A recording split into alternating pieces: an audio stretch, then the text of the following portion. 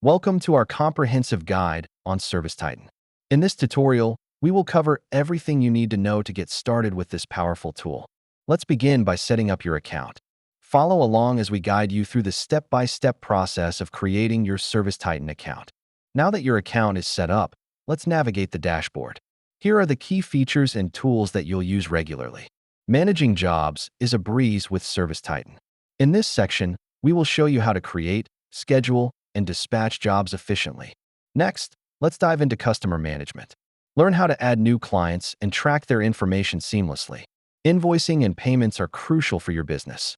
We will guide you through the entire invoicing process, ensuring you get paid efficiently. Understanding your business metrics is key. Let's explore how you can use Servicetitan's reporting and analytics features to your advantage. With Servicetitan's mobile app, you can enhance your field operations. Discover the features that will keep you connected on the go. Before we wrap up, let's review some best practices for beginners to maximize your experience with Servicetitan. You are now equipped with the knowledge to make the most out of Servicetitan.